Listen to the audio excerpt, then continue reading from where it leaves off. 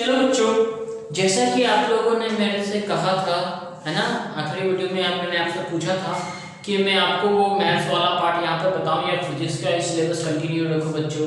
तो आप लोगों ने बोला कि मैथ्स नहीं पढ़ लेंगे मैथ का सिलेबस, तो मैं फिजिक्स का सिलेबस कंटिन्यू रखता हूँ बच्चों, है ना।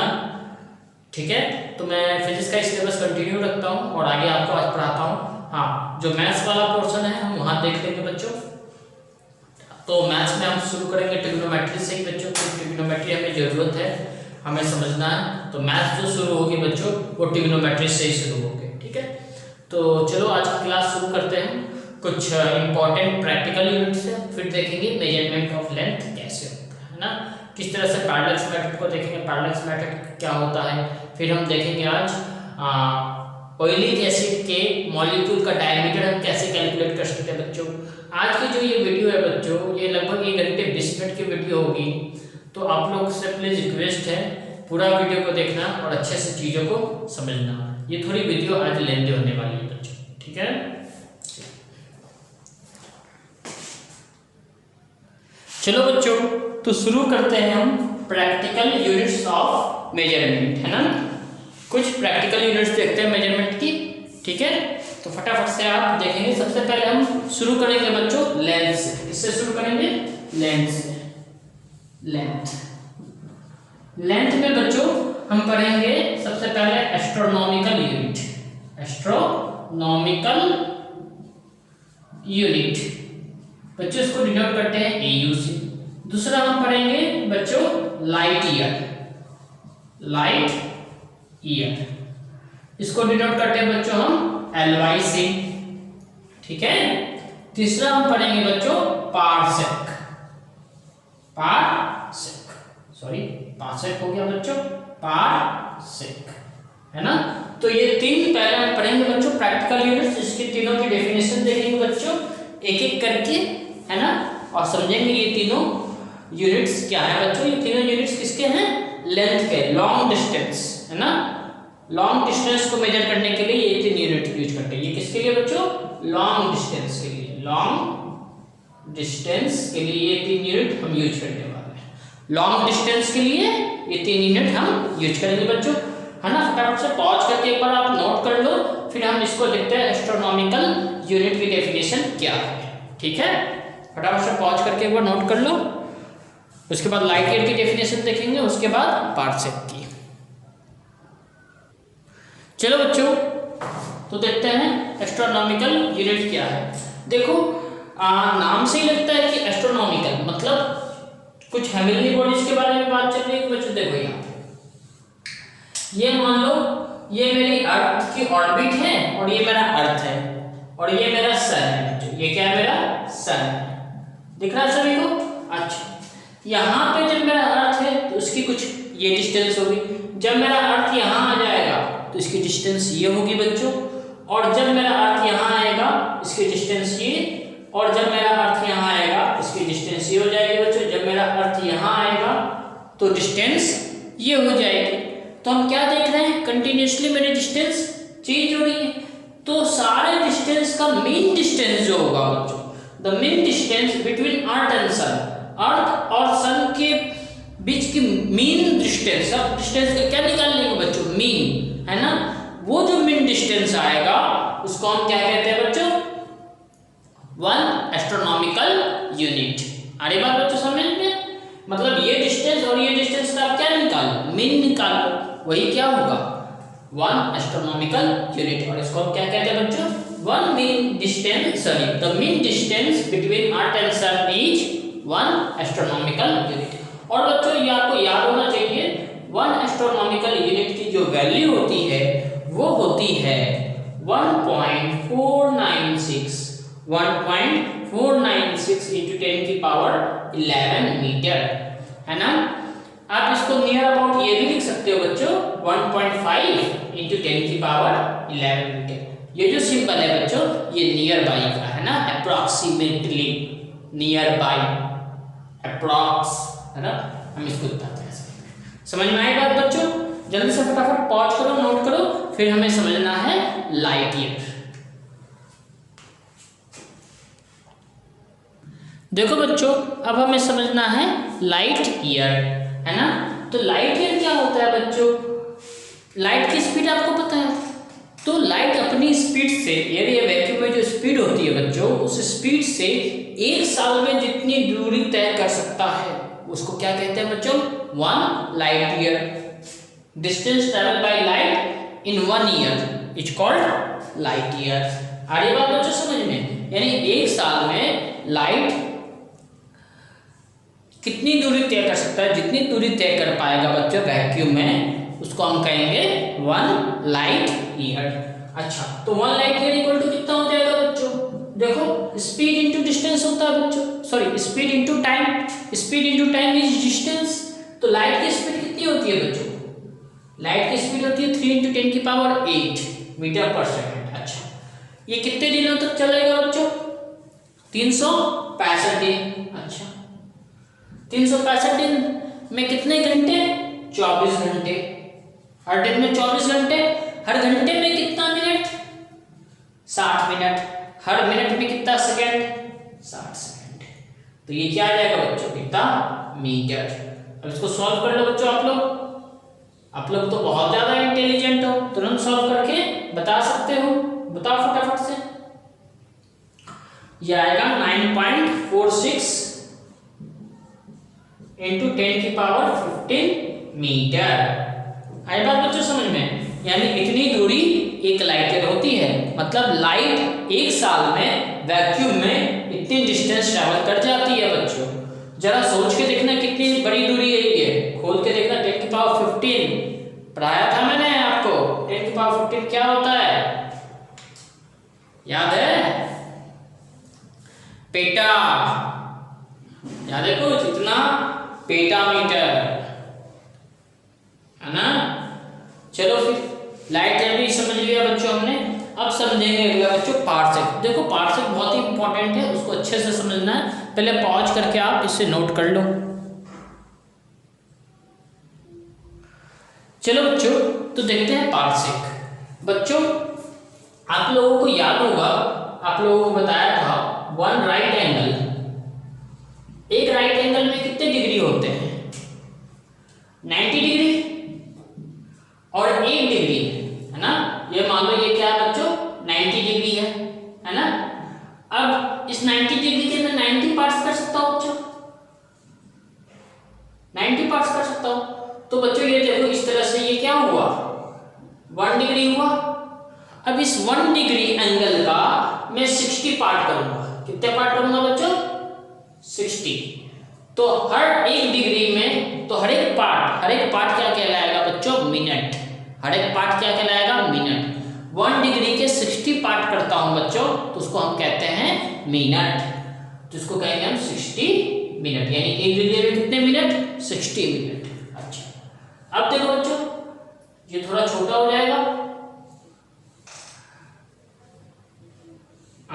ये अब 1 मिनट। अब 1 मिनट का मैं 60 डिवीजन करूंगा। 1 मिनट को भी 60 भागों में मैं बांटूंगा, 60 डिवीजन करूंगा इसके लिए, है ना। तो ये क्या हो जाएगा बच्चों? 1 मिनट बराबर 60 सेकेंड। और मिनट के हर छोटे पार्ट को क्या बोलते हैं हम? सेकेंड। बच्चों ये टाइम वाला नहीं है, फिर बोल रहा हूं मैं, ये टाइम वाला नहीं है, ये एंगल वाला है। ये 60 मिनट का मतलब कोई टाइम से कोई रिलेशन नहीं है, ये एंगल है, एंगल, है ना। 1 डिग्री का 60वां भाग 60th पार्ट क्या कहलाता है? 1 मिनट। और 1 मिनट का 60th पार्ट क्या कहलाता है? 1 सेकेंड, है ना। एंगल में भी मिनट और सेकेंड होते हैं बच्चों। इसको घड़ी से मत समझ लेना, टाइम से कोई लेना देना नहीं है इसका। अच्छा, तो पार्सेक क्या होता है बच्चों? मान लो मेरे पास कोई एक ये पॉइंट है, दूसरा ये पॉइंट है। अच्छा, इन दोनों के बीच की दूरी 1 AU है, एक एस्ट्रोनॉमिकल यूनिट है बच्चों। तो ये दोनों पॉइंट जितने दूर पे, है ना, जितनी दूरी पे 1 सेकेंड का एंगल बनाएंगे, है ना, 1 सेकेंड का एंगल सबटेंड करेंगे। देखो ये यहाँ पर भी एंगल सबटेंड करते हैं, यहाँ पर भी करते हैं, लेकिन ये एंगल छोटा होते होते जितने दूर पे जाकर के ये 1 सेकेंड का एंगल बनाते हैं ना, कोई भी दो हेवनली बॉडी जिसके बीच की दूरी कितनी हो 1 एस्ट्रोनॉमिकल यूनिट, और वो दोनों पॉइंट क्या करें, जिस पॉइंट पे जा करके 1 सेकेंड का एंगल सबटेंड करेंगे, दोनों पॉइंट मिलके 1 सेकेंड का एंगल सबटेंड करेंगे, तो इस दूरी को हम क्या कहेंगे बच्चों, 1 पार्सेक। 1 पार्सेक, तो इस दूरी को कहते हैं हम 1 पार्सेक, है ना। ये देखो, जैसे मान लो ये पॉइंट ए है, ये पॉइंट बी है, दोनों के बीच की दूरी मान ले रहा हूं मैं 1 एस्ट्रोनॉमिकल यूनिट, और देखो जहां पे जा करके ये 1 सेकेंड का एंगल बनाएगा उसको हम क्या कहेंगे, 1 पार्सेक। पार्सेक बहुत बड़ी दूरी होती है बच्चों, अभी तो मैंने बस समझाने के लिए आपको अपने हाथों से दिखा दिया, ये 1 पार्सेक की दूरी नहीं है, पार्सेक की दूरी अभी बताता हूं मैं आपको, टेंशन मत लो, है ना। तो 1 एस्ट्रोनॉमिकल यूनिट डिस्टेंस हो दो हेवनली बॉडीज के बीच में, और वो जितने दूर पे जा करके 1 सेकेंड का एंगल बनाएंगे, तो वहां इस पॉइंट से उस पॉइंट तक की दूरी क्या कहलाएगी, 1 पार्सेक। देखो डेफिनेशन भी वही लिखा है, 1 parsec is the radius, 1 parsec is the radius of a circle, 1 parsec is the radius of a circle at the center of which an arc 1 astronomical unit, 1 parsec is the radius of the circle, है ना, ये radius है बच्चों, ये भी arc तो ये भी arc, radius of the circle at the center of which an arc 1 AU of the circle sustain an angle of 1 second। आई बात बच्चों समझ में। तो डेफिनेशन वही है क्या, अगर दो पॉइंट के बीच में, है ना, ये डेफिनेशन इस तरह से बताता है कि 1 पार्सेक उस रेडियस के बराबर है, उस रेडियस के बराबर है जिस सर्कल में दो पॉइंट की दूरी 1, दो सर्कल के सर्कमफ्रेंस पे दो पॉइंट की दूरी 1 एस्ट्रोनॉमिकल यूनिट ले लें, तो वो कितने का एंगल सबटेंड करेगा सेंटर पे, 1 सेकेंड का, है ना। तो उस रेडियस को क्या कहते हैं, 1 पार्सेक। आ रही बात बच्चों समझ में, सभी को आ गई होगी आई होप, है ना। अच्छा, तो 1 पार्सेक इक्वल टू कितनी दूरी होती है पता है बच्चों, 3.084 इंटू 10 की पावर 16 मीटर, है ना। आगे बात बच्चों समझ रहे सभी को, इसको आप नियरली याद रख सकते हो, 3.1 इंटू 10 की पावर 16 मीटर। बच्चों ये वैल्यू आपको याद रखनी पड़ेगी, बहुत ज्यादा जरूरी है। आगे बात बच्चों समझ में, ये वैल्यू आपको याद रखनी पड़ेगी बच्चों, अगर याद नहीं रखोगे तो फिर मुश्किल है, प्लीज याद रख लो, है ना। चलो फटाफट से पॉज करके नोट करो, फिर हम देखेंगे तीनों यूनिट जो अभी हमने पढ़ा है लॉन्ग डिस्टेंस यूनिट, इन तीनों के बीच में रिलेशन देखेंगे बच्चों, है ना, इन तीनों के बीच में रिलेशन देखेंगे। फटाफट से एक बार पॉज करके नोट करो।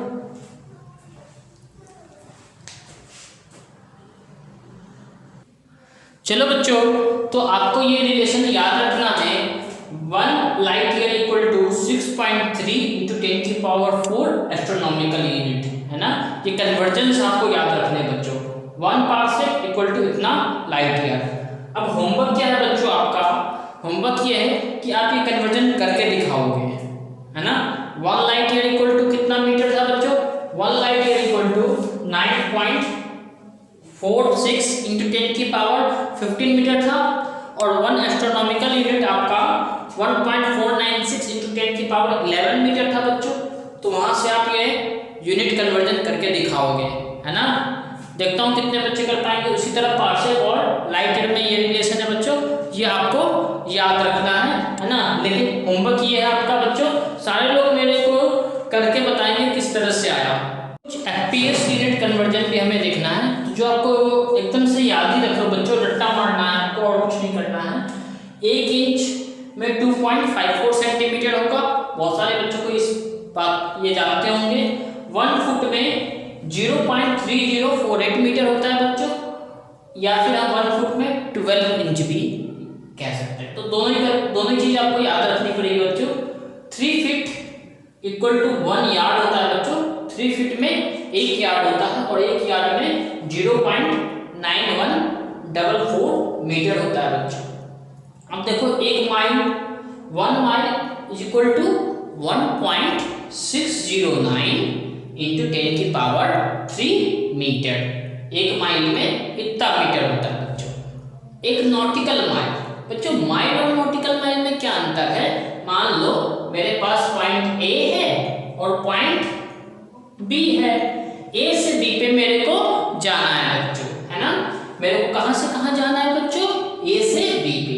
अगर मैं सीधा सीधा जाता हूं तो वो कहलाएगा माइल, लेकिन उड़ के जाता हूं ऐसे, है ना, तो ये जो डिस्टेंस होगी बच्चों थोड़ी ज्यादा होगी। इसको कहते हैं नॉटिकल माइल, यानी माइल से ज्यादा नॉटिकल माइल।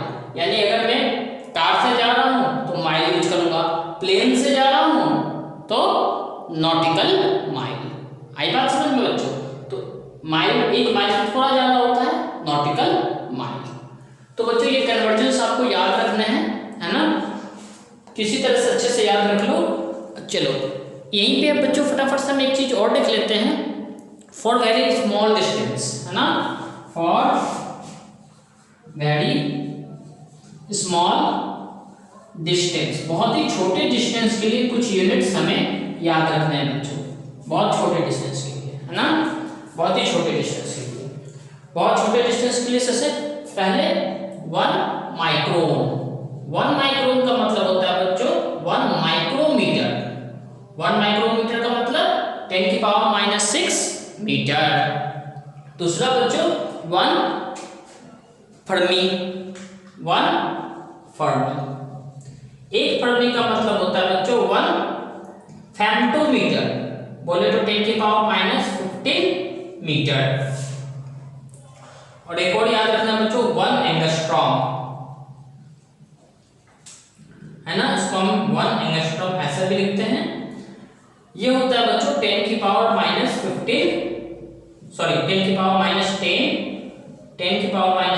मीटर, या सेंटीमीटर में हम इसको लिख सकते हैं 10 की पावर -8 सेंटीमीटर। आगे बात बच्चों समझ में? तो ये बच्चों आपको याद रखना है सभी को, है ना। ये बहुत स्मॉल डिस्टेंस के लिए ये यूनिट्स और उसके वैल्यूज आपको याद रखने हैं बच्चों। फटाफट से पॉज कर लो, रटने की चीजें हैं ये सब, है ना। पॉज कर लो, फटाफट से नोट डाउन करो बच्चों।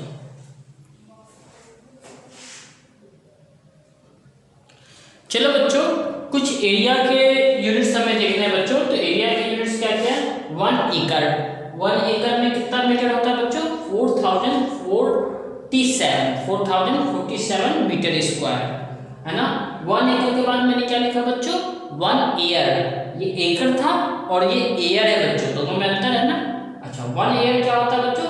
10 की पावर 2 मीटर स्क्वायर, बोले तो 100। 10 की पावर 2 को क्या लिख सकते हैं बच्चों? 100 मीटर स्क्वायर। इसको हम ऐसे भी लिख सकते हैं इस एरिया को बच्चों 10 मीटर बाई 10 मीटर, यानी लेंथ भी 10 मीटर और ब्रेथ भी 10 मीटर। 1 हेक्टेयर, हेक्टो का मतलब क्या था बच्चों? 10 की पावर 2। अच्छा जी, एयर का मतलब 10 की पावर 2 मीटर स्क्वायर। तो बच्चों ये क्या हो गया? 10 की पावर 4 मीटर स्क्वायर, या फिर हम इसको कह सकते हैं बच्चों 100 मीटर बाई 100 मीटर। तो ये एरिया का जो कन्वर्जन है बच्चों, ये एरिया के लिए जो यूनिट्स है ये आपको याद रखना है बच्चों। अच्छे से याद रखोगे ना तो इसको पॉज करके एक बार आप नोट कर लो अच्छे से, फिर हम देखते हैं बच्चों वॉल्यूम का, है ना। चलो फटाफट से आप फिर देखेंगे हम वॉल्यूम। पॉज करके नोट करो इसे। चलो बच्चों तो देखते हैं वॉल्यूम के बारे में। मैं क्या करता हूँ बच्चों वॉल्यूम के लिए, पहले मैं आपको कुछ समझाने की कोशिश करता हूँ। मैं क्या करता हूँ, एक क्यूब बनाता हूँ। क्या बनाता हूँ? क्यूब। एक क्यूब बनाता हूँ। देखो बच्चों ये क्या बना दिया मैंने? एक क्यूब बना दिया, ठीक है। अब मैं मान लेता हूँ कि इसकी हर एक साइड कितने मीटर की है बच्चों? हर एक साइड को मैं मान लेता हूँ ये इसकी हर एक साइड 10 सेंटीमीटर की है। 10 सेंटीमीटर की है ना। लेंथ भी इसकी 10 सेंटीमीटर, ब्रेथ भी इसकी 10 सेंटीमीटर और हाइट भी इसकी 10 सेंटीमीटर बच्चों। आगे बात समझ में? तो बच्चों इसमें हम कितनी कोई भी लिक्विड डाल सकते हैं, कितनी इसकी कैपेसिटी, कितनी इसकी वॉल्यूम कितनी होगी। अगर इसकी वॉल्यूम निकालें बच्चों तो आप लिखोगे LBH, है ना, LBH यानी बच्चों 10 की पावर 3 सेंटीमीटर क्यूब। देखो 1 2 3 10 की पावर 3 सेंटीमीटर क्यूब। बच्चों इसमें जो आप लीटर में अगर डालो तो यही होता है 1 लीटर। यही क्या होता है बच्चों? 1 लीटर। आगे बात बच्चों समझ में? इसी को कहते हैं 1 लीटर। यानी बच्चों हमें क्या सीखने को मिला? 1 लीटर इज इक्वल टू 10 की पावर 3 सेंटीमीटर क्यूब। और मैं ऐसे भी लिख सकता हूं बच्चों, पूछो क्या मीटर क्यूब में अगर लिखना चाहूं तो क्या लिखूंगा? देखो अगर मैं इसको लिखूं 0.1 मीटर, 0.1 मीटर, 0.1 मीटर, तो इसका मल्टीप्लाई करो तो क्या हो जाएगा? 0.1 इंटू 0.1, तो मैं यहाँ से क्या लिखूंगा? 1 litre is equal to 0.1 into 0.1 into 0.1 metre cube, है ना बच्चों? अच्छा ये देखो ये गया 10, ये गया 10, ये गया 10, यानी 1 लीटर इज इक्वल टू 10 की power -3 metre cube. 1 litre equal to 10 की पावर 3 सेंटीमीटर क्यूब। अच्छा मैं इसको ऐसे भी तो कह सकता हूं कि 1 मीटर क्यूब में 1000 लीटर, है ना? तो आपको ये तीनों रिलेशन बच्चों अच्छे से याद रखनी है लीटर के लिए। याद रखोगे ना? फटाफट से पॉज करके एक बार नोट कर लो फिर इसे बच्चों, फिर हम आगे देखते हैं। इसके बाद हम देखेंगे मास के लिए बच्चों। लेंथ से हमने एरिया देख लिया, वॉल्यूम देख लिया, अब देखेंगे कुछ प्रैक्टिकल यूनिट्स मास के लिए बच्चों। ठीक है, चलो पॉज करके नोट करो। चलो बच्चों मास के लिए देखते हैं कुछ प्रैक्टिकल यूनिट्स। 1 टन, 1 टन में कितना? 1 टन को हम 1 मैट्रिक टन भी कहते हैं बच्चों। इसमें कितने केजी होते हैं? 1000 केजी, है ना? उसी तरह 1 क्विंटल, 1 क्विंटल में 100 केजी। 1 मन, जो कि आप 1 मन कहते हो कुछ लोग, है ना? तो 1 मन कितना? 40 केजी का होता है बच्चों। अच्छा 1 LB, 1 LB का मतलब क्या बच्चों? पाउंड। LB का मतलब पाउंड। 1 पाउंड में 453 ग्राम होता है बच्चों, 453 ग्राम, 453 ग्राम होता है बच्चों। और ये केजी में कन्वर्ट करेंगे तो क्या हो जाएगा? 0.4536 केजी। आगे बात बच्चों समझ में सभी को, है ना? तो ये हमारी प्रैक्टिकल यूनिट थी मास की बच्चों। अब इस प्रैक्टिकल यूनिट को पॉज करके नोट कर लो, फिर हम देखते हैं हैवीएस्ट मास के लिए। बच्चों आप लिख रहे हो जब तक मैं आपको बता दूं, जो हैवीएस्ट मास होता है ना बच्चों, हैवीएस्ट मास की जो यूनिट है, यानी वर्ल्ड में जो सबसे हैवीएस्ट मास है, उससे ज़्यादा हैवी कोई दूसरा मास नहीं हो सकता।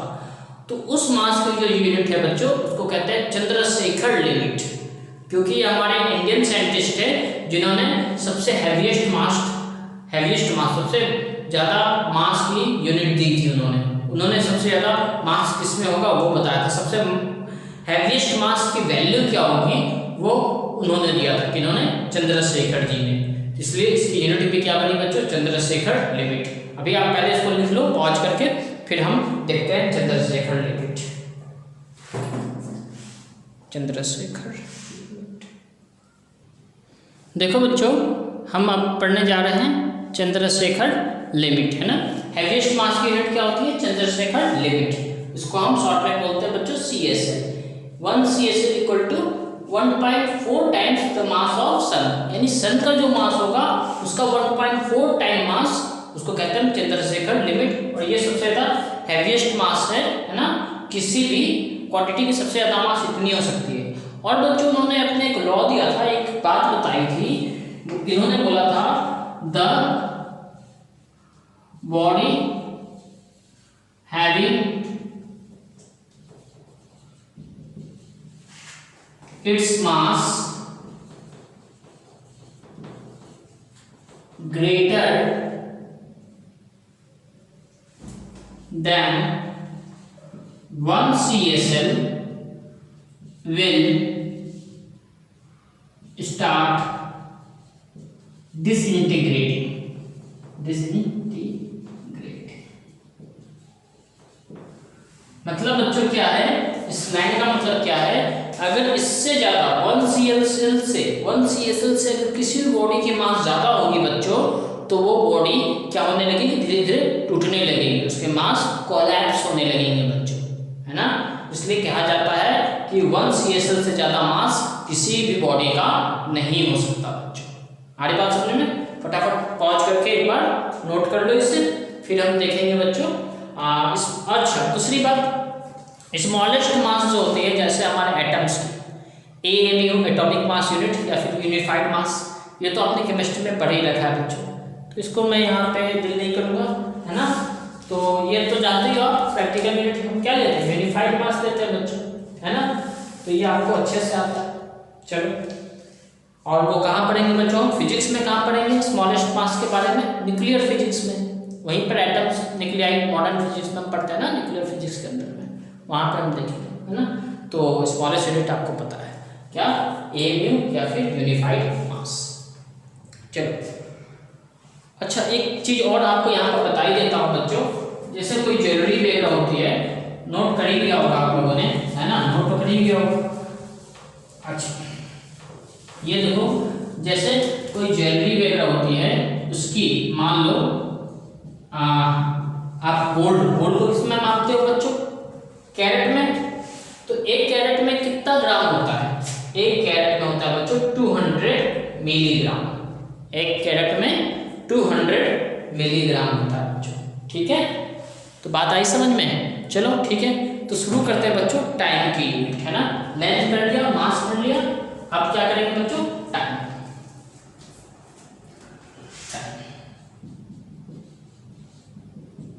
बच्चों इस चैप्टर में हमें लेंथ, मास और टाइम की प्रैक्टिकल यूनिट देखनी है, बाकी सारी चीजें की जैसे जैसे चैप्टर आगे जाएगा ना बच्चों, हम देखते जाएंगे सबकी यूनिट और डायमेंशन सबकी एक साथ देखेंगे। अभी तो पहले टाइम के देखते हैं बच्चों। बच्चों टाइम को क्या करते हैं हम, देखो पहले क्या होता है, सेकेंड्स, है ना, आपको पता है सभी को, second is unit of time. अच्छा, सेकेंड मिलके क्या बनते हैं बच्चों, आर मिलके क्या बनते हैं बच्चों, डे मिलके क्या बनेंगे बच्चों, वीक, है ना। एक वीक में 7 दिन, एक दिन में 24 आवर, एक आवर में 60 सेकेंड, और सेकेंड की डेफिनेशन लिखा रखी है बच्चों। अच्छा, 52 वीक में 1 ईयर में कितने वीक होते हैं बच्चों, 52 वीक होते हैं, 52 वीक होते हैं। चलो बच्चों एक गड़बड़ हो गई यहाँ पे, सेकंड मिलकर तो मिनट होते हैं ना, छोटी सी मिस्टेक है बच्चों, मिनट, है ना। एक मिनट में 60 सेकेंड्स, राइट। फिर मिनट मिलके क्या हो जाएंगे, आवर, और एक आवर में 60 मिनट, है ना। और आवर मिलके क्या बनेंगे बच्चों, डे, एक डे में 24 आवर। अच्छा, डे मिलके क्या बनेंगे, वीक, एक वीक में 7 डेज, है ना। समझ में आ रही बात बच्चों?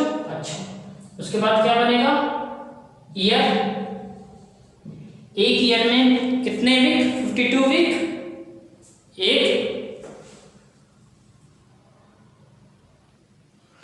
एक ईयर में कितने वीक बच्चों, 52 वीक्स, है ना। 52 वीक 2 डेज होते हैं। वैसे डेज की बात करूं तो एक ईयर में कितने डेज होते हैं बच्चों, एक ईयर में 365.25 डेज होते हैं बच्चों, है ना। 365 डेज नहीं होते, 365.25 डेज होते हैं। तभी तो 4 साल में एक लीप ईयर आता है, तभी तो 4 साल में बच्चों क्या आता है, एक लीप ईयर, है ना। 0.25 सारे मिलके क्या बन जाएंगे, एक लीप ईयर। अच्छा, इतनी बात समझ में आ गई बच्चों। अच्छा, यहाँ पे एक और होता है बच्चों टाइम पीरियड, मंथ।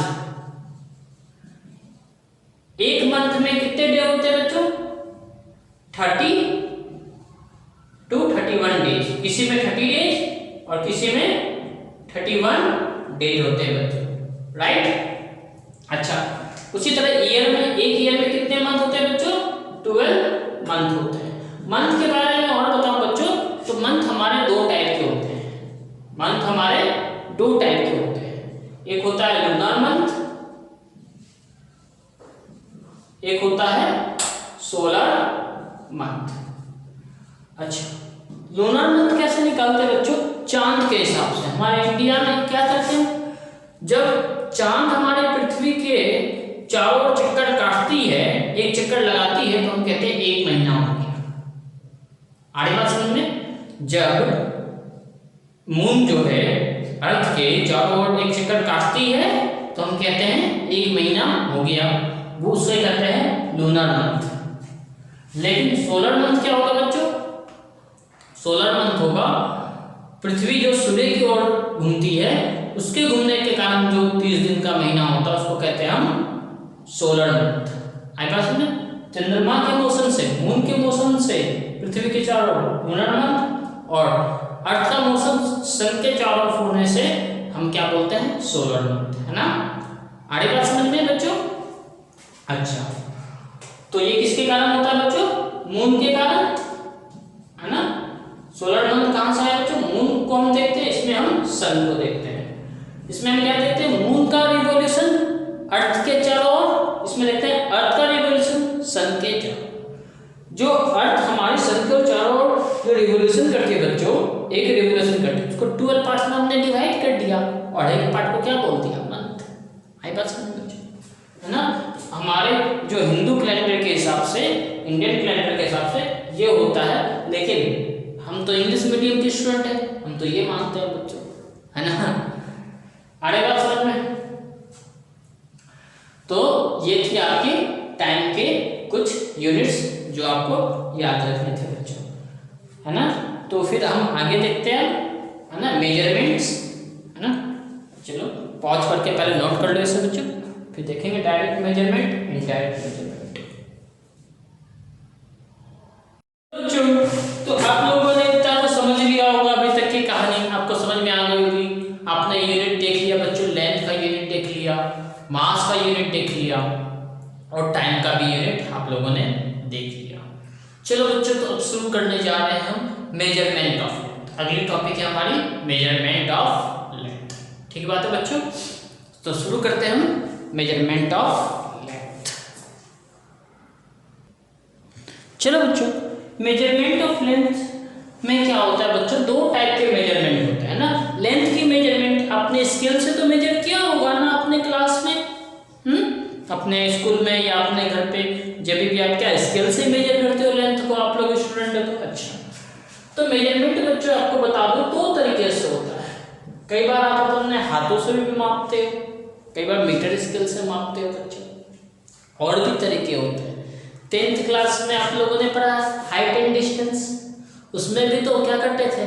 ट्रिग्नोमेट्री की हेल्प से हम लेंथ को मेजर करते थे बच्चों, राइट है। तो जब आप स्केल से करते हो, मीटर स्केल से करते हो, तो वो क्या है? Direct measurement. और जो आप ट्रिग्नोमेट्री की सहायता से करते हो वो क्या है? इनडायरेक्ट मेजरमेंट, राइट है बच्चों। तो मेजरमेंट हम पढ़ने वाले हैं बच्चों दो टाइप के, एक डायरेक्ट मेजरमेंट और एक इनडायरेक्ट मेजरमेंट। इनडायरेक्ट मेजरमेंट, ठीक बात है बच्चों। तो आप ये दिमाग में रखना, दो टाइप के मेजरमेंट होंगे हमारे, एक तो डायरेक्ट मेजरमेंट और एक इनडायरेक्ट मेजरमेंट। अब देखो बच्चों, डायरेक्ट मेजरमेंट को हम अभी अभी क्या क्या हमने क्या कह सकते हैं? The measurement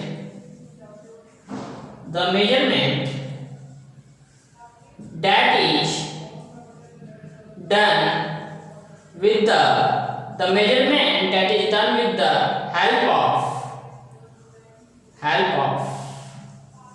instrument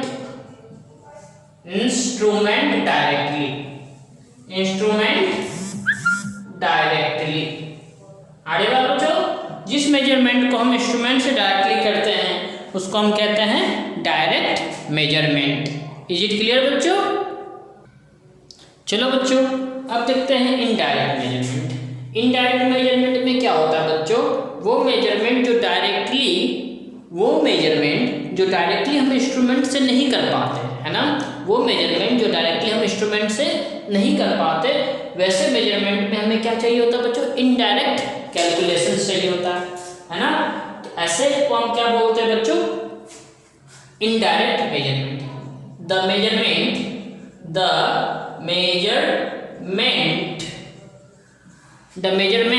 that can't be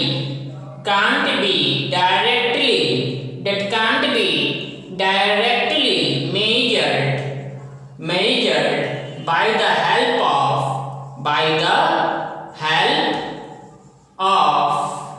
instrument, है ना।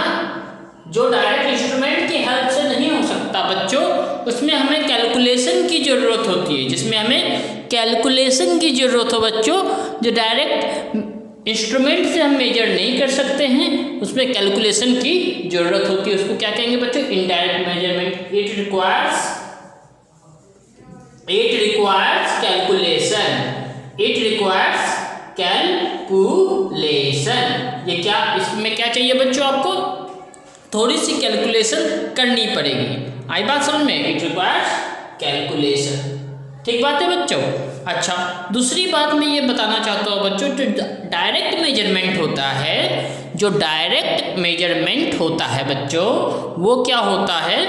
देखो डायरेक्ट मेजरमेंट में आपको जो एंड पॉइंट्स है, मान लो मेरे को इन दोनों पॉइंट के बीच की लेंथ मापनी है बच्चों, है ना। मेरे को क्या करना है?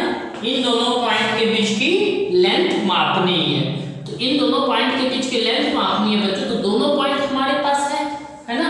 लेकिन मान लो मेरे को अर्थ से एक स्टार की डिस्टेंस मेजर करनी है ना, जो ज़्यादा दूर नहीं है लेकिन दूर है, उसकी डिस्टेंस मेजर करनी है बच्चों। तो उसके लिए मेरे पास एंड पॉइंट तो पता नहीं मेरे को कहाँ, है ना। एंड पॉइंट पर दोनों एंड पॉइंट अप्रोचेबल तो नहीं है। इसमें क्या होता है? Both end points are approachable, है ना। तो हम यहाँ पे क्या बता सकते हैं बच्चों, और क्या लिख सकते हैं? डायरेक्ट मेजरमेंट में बोथ एंड पॉइंट्स आर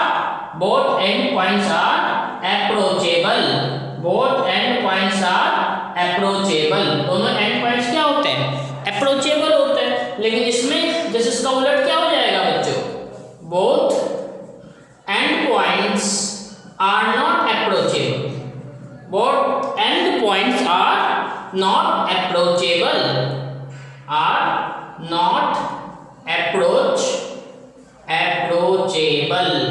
दोनों के दोनों एंड पॉइंट्स क्या होंगे बच्चों? अप्रोचेबल नहीं होते। दोनों के दोनों एंड पॉइंट्स अप्रोचेबल नहीं होते। किसमें? इनडायरेक्ट में। लेकिन डायरेक्ट में दोनों के दोनों एंड पॉइंट्स को हम अप्रोच कर सकते हैं। दोनों के दोनों एंड पॉइंट्स हमारे पास अवेलेबल होते हैं बच्चों। जैसे एग्जाम्पल ये देखो ये रॉड है ना, इसका ये एंड पॉइंट है और ये दूसरा एंड पॉइंट है बच्चों। ये दोनों के दोनों आपके पास अवेलेबल है ना। ये दोनों के दोनों आपके पास अवेलेबल है। बताओ, ये दोनों के दोनों एंड पॉइंट्स आपके पास अवेलेबल है? नहीं है।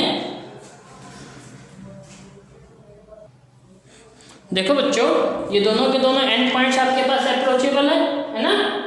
ठीक है। तो जब दोनों के दोनों एंड पॉइंट्स आपके पास हैं, तो आप इसको डायरेक्ट मीटर स्केल से या स्केल से आप मेजर कर सकते हो बच्चों। लेकिन मैं एक नीचे खड़ा हो जाता हूँ, एक टावर की हाइट मापना चाहता हूँ बच्चों। क्या करना चाहता हूँ? एक टावर की हाइट मापना चाहता हूँ। तो टावर की जब हाइट मापना चाहता हूँ बच्चों, तो वो पॉइंट मेरे पास अवेलेबल नहीं है। क्या मैं टावर को ऐसे हाथ में पकड़ सकता हूँ? ऐसे हाथ में पकड़ सकता हूँ टावर को? नहीं पकड़ सकता ना। जब मैं ऐसे टावर को हाथ में नहीं पकड़ सकता बच्चों, तो मेरे लिए क्या हो जाएगा? दिक्कत। तो उसमें हमें क्या करना पड़ेगा? इनडायरेक्ट मेजरमेंट, है ना। किस तरह से? जैसे आपने 10th क्लास में पढ़ा है बच्चों, हाइट एंड डिस्टेंस ट्रिग्नोमेट्री की सहायता से मैं कर सकता हूँ, है ना। और भी मेथड है बच्चों, देखेंगे बारी बारी से। एक बार पॉज करके आप फटाफट से इसे नोट करते हैं। फटाफट से पॉज करके एक बार जो भी कुछ लिखवाया है उसको आप नोट कर ले बच्चों। आई बात बच्चों समझ में, है ना?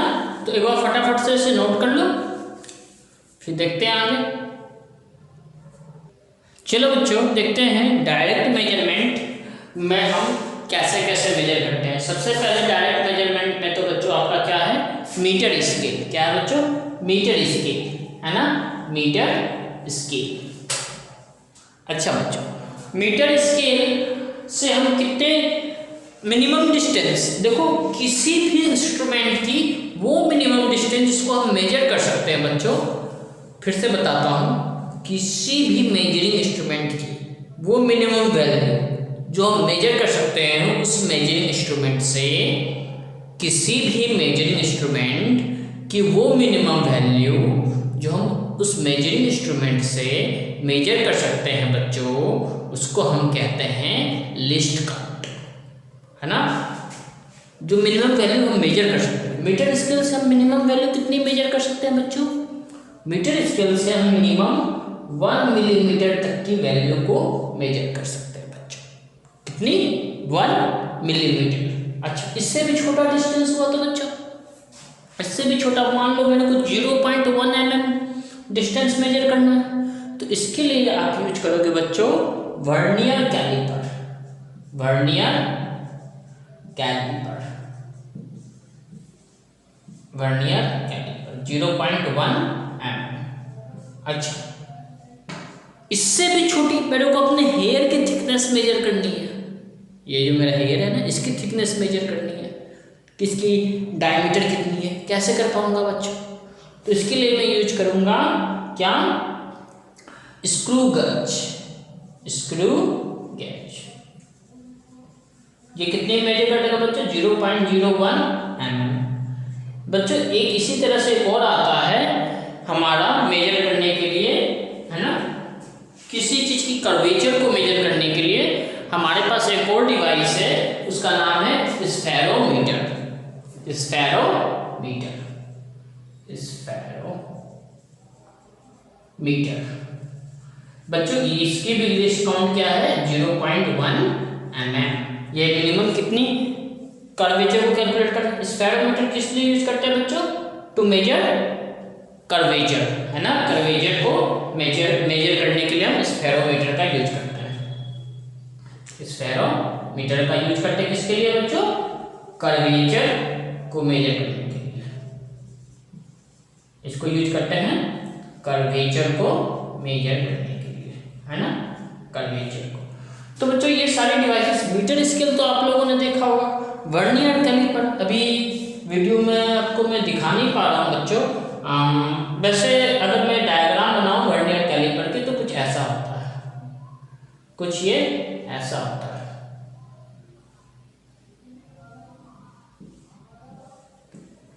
ये कुछ ऐसा होता है बच्चों, है ना? ये कुछ ऐसा होता है, ये स्लाइड कर सकते हैं इसको ऊपर नीचे, यहाँ से ऐसे मेजर करते हैं। वही स्क्रू गेज की बात करो बच्चों, तो स्क्रू गेज कुछ ऐसा होता है।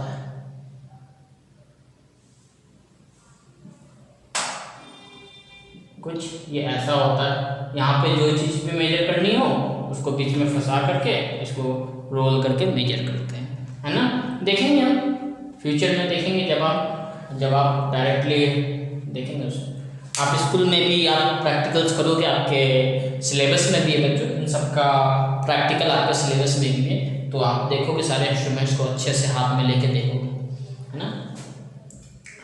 चलो, और इनडायरेक्ट मेजरमेंट में कैसे करते हैं बच्चों? ये सारे इंस्ट्रूमेंट हैं जिससे हम लेंथ मेजर करते हैं बच्चों। यही सारे इंस्ट्रूमेंट हैं जिससे हम लेंथ को मेजर करते हैं। अब इनडायरेक्ट मेजरमेंट में हमें मेजर करने के लिए क्या चाहिए? तो देखो सबसे पहली बात तो बच्चों आपने क्लास 9th में साउंड चैप्टर पढ़ा होगा बच्चों। साउंड चैप्टर में आपने सोनार पढ़ा है। सोनार से हम डिस्टेंस कैसे कैलकुलेट करते थे? वो साउंड नेविगेशन एंड रेंजिंग, उसमें क्या होती थी? साउंड जाता था ट्रांसमीटर से, रिसीवर वापस उसको रिसीव करता था, तो हम डिस्टेंस कैसे कैलकुलेट करते थे? Distance was equal to speed into time by 2, यही करते थे। अच्छा बताओ, सही बात है बच्चों। अच्छा, स्पीड इंटू टाइम बाई 2 से डिवाइड क्यों करते थे बच्चों? 2 से डिवाइड इसलिए करते थे क्योंकि देखो जितना, देखो साउंड गया और वापस आया, तो जाने का समय और आने का समय है ना, जितना समय जाने में लगा उसे उतना ही समय आने में लगा, तो डिस्टेंस डबल हो जाएगा ना बच्चों। अगर पूरा टाइम ले लेंगे तो हमें तो केवल डिस्टेंस मेजर करना है कि वो यहाँ से कितनी दूर था, तो केवल जाने का समय लेना है हमें। जाने का समय लेना है तो टोटल टाइम का आधा, है ना, टाइम बाई 2 इंटू डिस्टेंस, ये था। अच्छा, उसके बाद क्लास 10th में आपने पढ़ा ट्रिग्नोमेट्री, है ना, ट्रिग्नोमेट्री, हाइट एंड डिस्टेंस के थ्रू आप डिस्टेंस कैलकुलेट करना सीखे थे बच्चों। यहाँ पर फिजिक्स में भी हमें उसे अप्लाई करना है। और तीसरा जो कि बहुत ज़्यादा इम्पोर्टेंट है बच्चों, वो है हमारा पैरेलैक्स मेथड। क्या बच्चों? पैरेलैक्स मेथड, जो आप यहाँ पे पढ़ोगे, पैरेलैक्स मेथड। आ रही बात बच्चों समझ में? ये सारी बात आपको समझ में आ रही होगी बच्चों। तो ये हमारे डायरेक्ट मेजरमेंट, डायरेक्टली ये इंस्ट्रूमेंट से हम मेजर कर सकते हैं बच्चों। इनडायरेक्ट मेजरमेंट में हमें ये 3 चीज पढ़नी है, डिस्टेंस के फॉर्मूला से, ट्रिग्नोमेट्री से और पैरेलैक्स मेथड, है ना। फिर हम बच्चों एक चीज और पढ़ेंगे, कैसे किसी भी मॉलिक्यूल की साइज हम मेजर कर सकते हैं ना, वो आगे देखेंगे। पहले हम आज देखते हैं बच्चों, ये दोनों तो आपको क्लियर है। मैं शुरू करता हूँ पैरेलैक्स मेथड से। किससे? पैरेलैक्स मेथड से शुरू करते हैं बच्चों। किसी को कोई डाउट तो नहीं है ना बच्चों, है ना? डाउट हो तो जरूर से जरूर आप पूछे। अगर डाउट नहीं पूछोगे तो समझोगे नहीं। फटाफट से पॉज करके एक बार इसको नोट कर लो बच्चों, फटाफट से।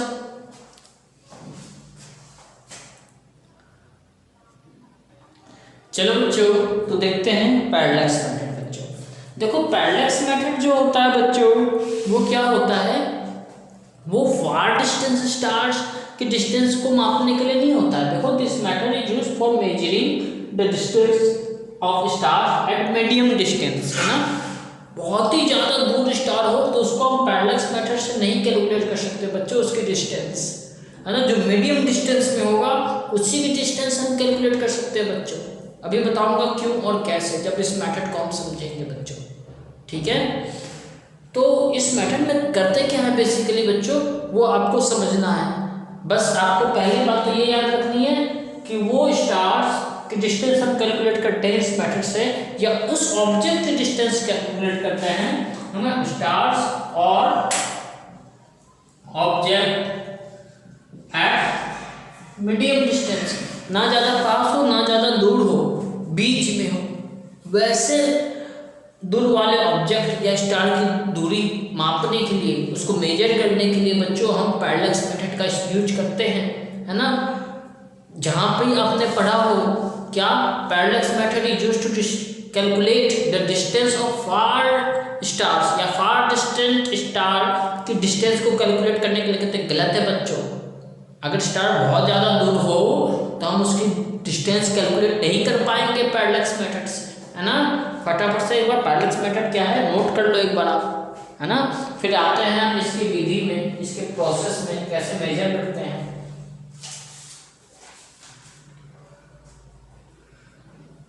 चलो, तो आप लोगों ने नोट कर लिया होगा बच्चों। करते क्या है, जैसे मान लो आप यहाँ पे हो, है ना, आप यहाँ पे खड़े हो, ओके। कोई ऑब्जेक्ट है यहाँ पे, कोई ऑब्जेक्ट वो है यहाँ पे, आपको इसकी दूरी मापनी है। तो आप क्या करो, पहले लार्जर डिस्टेंस पे, है ना, फार अवे डिस्टेंस का कोई एक पॉइंट देख लो। अब देखो बच्चों होगा क्या, ये आपने देखा, जब जैसे चंद्रमा का एग्जाम्पल ले लो, जब रात को आप चंद्रमा को देखते हो तो आपको ऊपर दिखता है। आप एक काम करो, आपने बचपन में किया भी होगा बच्चों, क्या, चांद को देखते हुए आप चलते गए आगे ऐसे,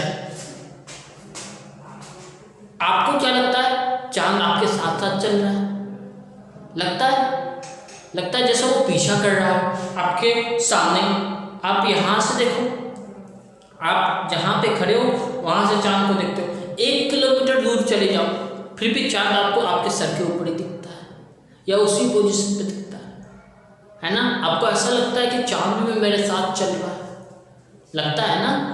ऐसा क्यों होता है बच्चों? जब भी कोई चीज़ फार डिस्टेंस पे होगी तो वो हमेशा हमें वहीं दिखाई देती है बच्चों। आगे बात में वो हमेशा हमें वहीं पे दिखाई देती है। तो आपको करना क्या है, अगर कोई हेवनली बॉडी या कोई भी ऑब्जेक्ट यहाँ पे है तो उससे ऊपर वाले, उससे ऊपर कोई ऑब्जेक्ट आपको ऐसा चूज करना है ना, जो आपसे बहुत ज़्यादा दूर हो। अब होगा क्या, जब आप यहाँ से चल के यहाँ आओगे बच्चों, यहाँ से चल के यहाँ आओगे और ऊपर देखोगे तो ये जो ऑब्जेक्ट है ना बच्चों, आपको यही दिखाई देगा, आपके ऊपर ही दिखाई देगा, क्योंकि दूरी बहुत ज़्यादा अधिक होने की वजह से। जब यहाँ खड़े थे तो भी आपको ये यही दिखाई दे रहा था, जब यहाँ खड़े थे तो भी आपको यही दिखाई देगा आपके सर के ऊपर। अब करना क्या है बच्चों, आपको करना क्या है, एक ऐसी टेलीस्कोप लो जिससे आप एंगल मेजर कर पाते हो बच्चों, है ना। स्टेथोस्कोप बोलते हैं बच्चों इसको। इससे आप क्या कर पाओगे, एंगल मेजर कर पाओगे। लेकिन ये एंगल नहीं, आप कौन सा एंगल मेजर करना है आपको, देखो एंगल मेजर करने के लिए आपको दो लाइनों की जरूरत होती है बच्चों। कोई भी एंगल को मेजर करने के लिए दो लाइन की जरूरत होती है। एक लाइन से एंगल बता सकते हो क्या? अरे एंगल की डेफिनेशन बताई थी ना मैंने आपको। मैंने क्या बताया था आपको कि एक बेस लाइन से दूसरी लाइन कितनी झुकी हुई है, कितनी इंक्लाइंड है, उसी के मेजरमेंट को हम एंगल कहते थे बच्चों, राइट है ना। तो हमें ये जो हमने चूज किया था बच्चों फार डिस्टेंस ऑब्जेक्ट, इसको हम बेस लाइन मानेंगे। क्या मानेंगे? Base line. अच्छा, और उसकी हेल्प से उस टेलीस्कोप स्टेथोस्कोप से हम क्या करेंगे, ये थीटा एंगल मेजर कर लेंगे बच्चों। ठीक है, जब यहाँ पहुंचे तो वापस से ये तो हमें यही दिखाई देगा। फिर उस टेलीस्कोप की मदद से हम क्या करेंगे, इसको देखेंगे ऐसे और ये एंगल मेजर कर लेंगे। ठीक बात है बच्चों? ठीक है। अच्छा, ये मान लेते थीटा 1 और ये थीटा 2, है ना। जरूरी नहीं है कि सेम एंगल हो, है ना, अलग अलग हो सकता है, इसलिए थीटा 1 और थीटा 2। अच्छा बच्चों, एक लाइन में पैरेलल यहाँ लिख देता हूँ। अब देखो ये लाइन और ये लाइन तीनों आपस में पैरेलल है बच्चों। अच्छा, ये लाइन आपस में पैरेलल है, तो बच्चों देखो ये एंगल और ये एंगल इक्वल होंगे, अल्टरनेट इंटीरियर एंगल। सिमिलरली ये एंगल और ये एंगल आपस में क्या होंगे बच्चों, इक्वल, अल्टरनेट इंटीरियर एंगल, है ना। यानी टोटल एंगल कितना हो जाएगा बच्चों, थीटा 1 प्लस थीटा 2। क्लियर है बच्चों, है ना।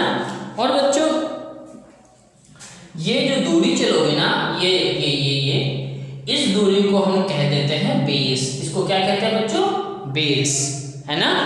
इसको कुछ लोग बेस कहते हैं और कुछ लोग बेसिस कहते हैं। क्या कहते हैं, बेसिस।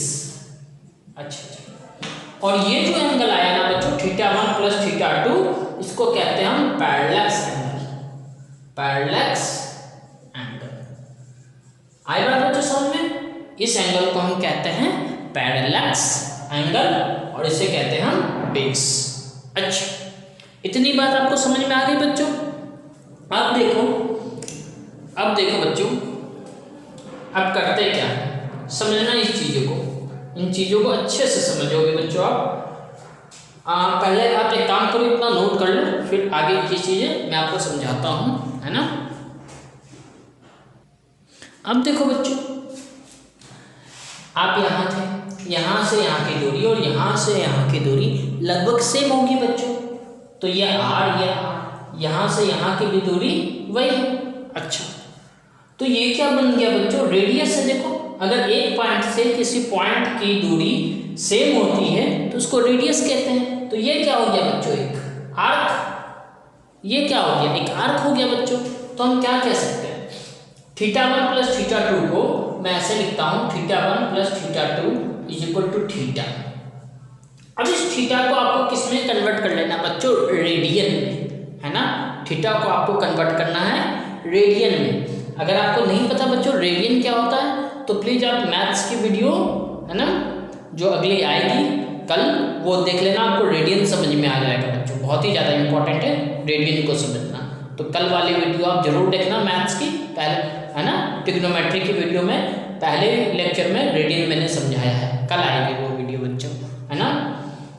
ठीक है, तो देखो θ1 + θ2 इन रेडियन मैंने मान लिया।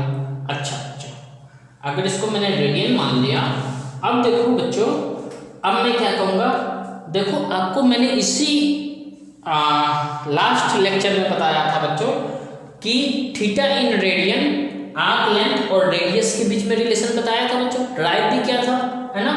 तो वहां से क्या लिख सकता हूं मैं बच्चों, theta C equal to L/R। L क्या है मेरा बच्चों, इसको मैं B बोल देता हूं, तो B/R।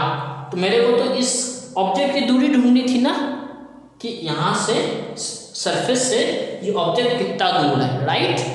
तो यहां से मैं क्या लिख सकता हूं, R = B/θc। इस तरह से हम कोई भी दूरी कैलकुलेट कर सकते हैं बच्चों। आई बात समझ में, सभी को आ गई होगी बात समझ में। देखो थीटा = लेंथ बाई आर्क होता है, हमने ड्राइव किया था ना। नहीं याद तो पिछला वीडियो देखो बच्चों, याद क्यों नहीं रखते, याद रखना चाहिए आपको, है ना। चलो, तो आर्क लेंथ बाई आर, तो R = यही R हमें कैलकुलेट करनी थी बच्चों, दूरी कितनी है सरफेस से इस ऑब्जेक्ट की, इस तरह से हम कैलकुलेट कर सकते हैं बच्चों। ठीक है, फटाफट से एक बार इसको, थोड़ा वो हो गया, फिर से एक बार समझाऊंगा बच्चों, एक बार प्लीज आप पॉज करके इसको नोट कर लो, है ना। और ठीक है, पैरेलल एंगल का पहले एग्जाम डेफिनेशन लिखता हूँ बच्चों, इसको थोड़ा इस पिक्चर को, है ना, थोड़ा एक बार बड़ा बनाता हूँ, और इस पर क्वेश्चन करेंगे तो और अच्छे से समझ में आएगा बच्चों आपको। इस पर क्वेश्चन करेंगे तो और अच्छे से आपको समझ आएगा।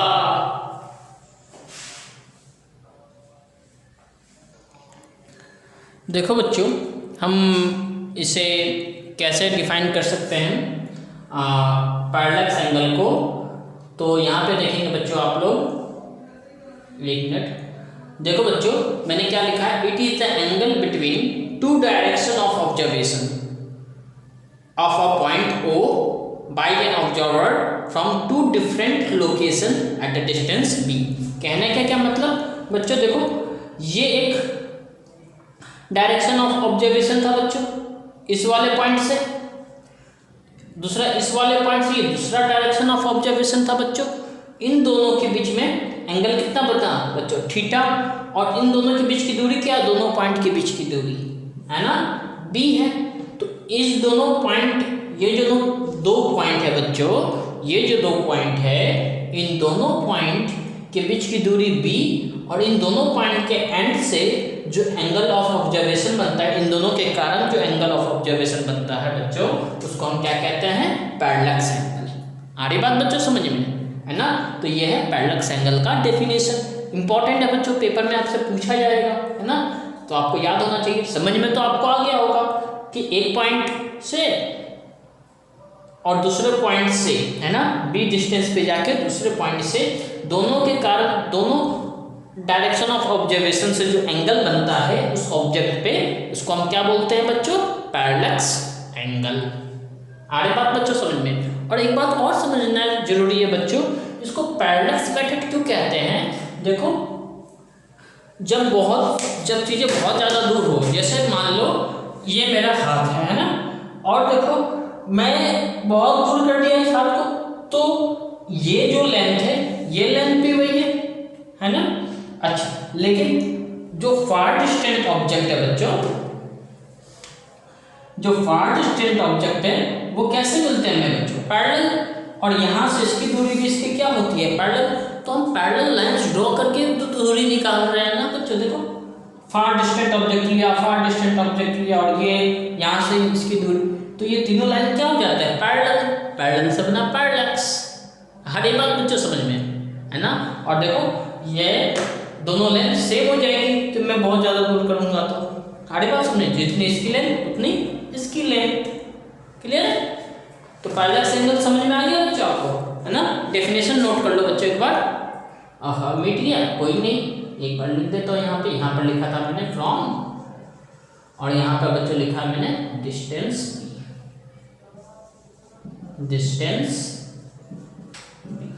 फटाफट से पॉज करके एक बार इसको आप नोट कर लो, है ना।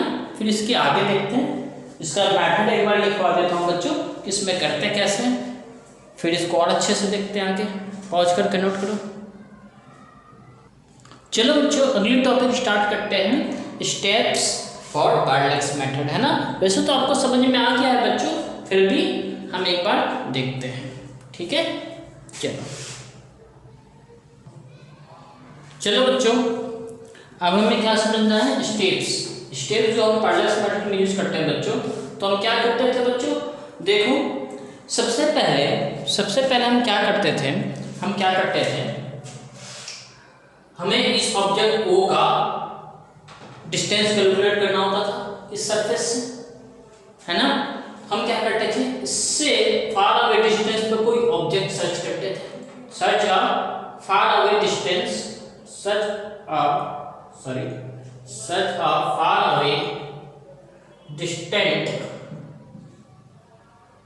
ऑब्जेक्ट और star whose distance is constant through, है ना। मतलब यहां से देखो तो भी यही ऊपर में दिखे, और b डिस्टेंस चल के आओ तो भी आपको कहां दिखे बच्चों, यही दिखे, राइट है। तो सबसे पहला स्टेप क्या था कि जिसकी भी दूरी मापनी थी किसी सरफेस से, उससे ज्यादा दूर पे हमने एक ऐसा देखा, कितना भी दूर चले जाए बच्चों वो उसकी दूरी वही रहे। अच्छा, सेकंड क्या है, angle θ1 is measured between the far away object and the object whose distance is to be measured। θ1 angle, है ना, मेजर कर लिया।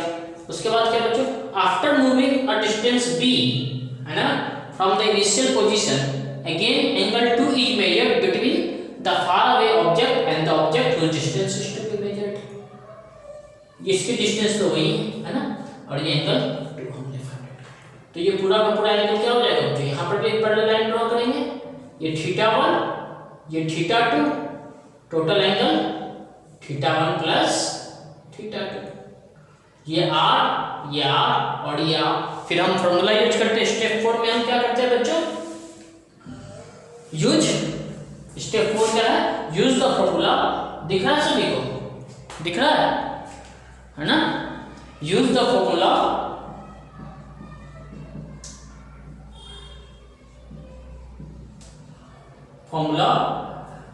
r is equal to b by theta. लेकिन थीटा किसमें होना चाहिए बच्चों, रेडियन में, है ना। तो इस तरह से हम चीजों को कैलकुलेट कर सकते हैं बच्चों। अब बहुत सारे बच्चों के दिमाग में ये आ रहा होगा कि हमने तो कहीं ना कहीं ये पढ़ा है कि बहुत ही फार अवे डिस्टेंस के लिए हम कैलकुलेट करते हैं पैरेलल मेथड, और मैंने बोला ये गलत है बच्चों, ये मीडियम डिस्टेंस के लिए होता है।